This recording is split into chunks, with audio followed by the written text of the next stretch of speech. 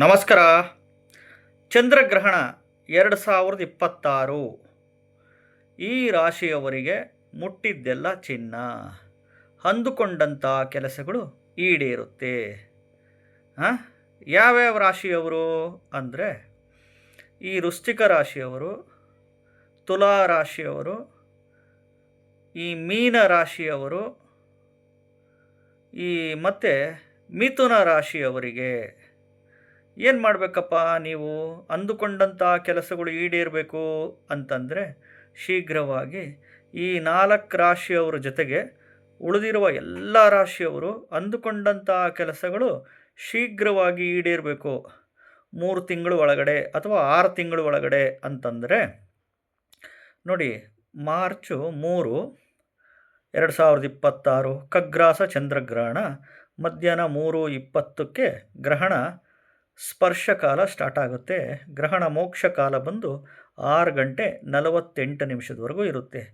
ಈ 3 ಗಂಟೆ 20 ನಿಮಿಷದಿಂದ 6 ಗಂಟೆ 48 ನಿಮಿಷದ ಒಳಗಡೆ ಅಂದರೆ 3:30ಯಿಂದ ಸ್ಟಾರ್ಟ್ ಮಾಡ್ಕೊಳ್ಳಿ.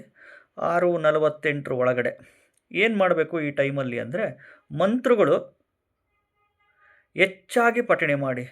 ಅಂದುಕೊಂಡಂಥ ಕೆಲಸಗಳು ಈಡೇರಬೇಕಪ್ಪ ಅಂದರೆ ಯಾವುದು ಪವರ್ಫುಲ್ ಮಂತ್ರ?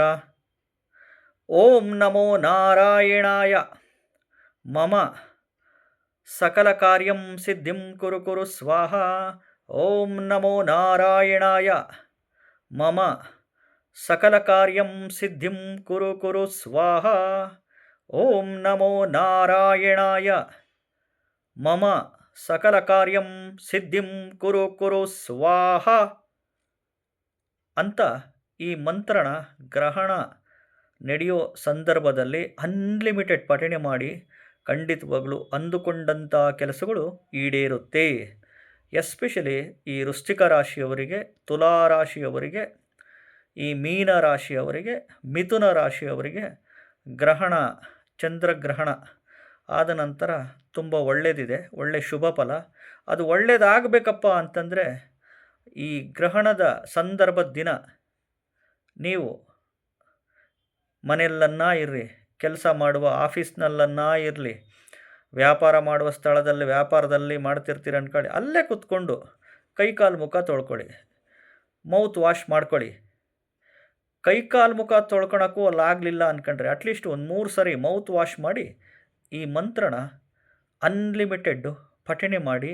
ಖಂಡಿತವಾಗಲೂ ಅಂದುಕೊಂಡಂಥ ಕೆಲಸಗಳು ಶೀಘ್ರವಾಗಿ ಈಡೇರುತ್ತೆ.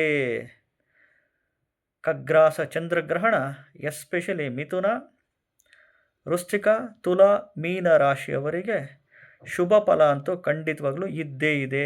ಉಳಿದಿರೋ ಎಲ್ಲ ರಾಶಿಯವರೆಗೂ ಬರಬೇಕಂದ್ರೆ ಗ್ರಹಣದ ದಿನ ಮಂತ್ರ ಹೆಚ್ಚಾಗಿ ಪಠಣೆ ಮಾಡಿ. ಎಲ್ಲರಿಗೂ ಒಳ್ಳೆಯದಾಗಲಿ. ನಮಸ್ಕಾರ.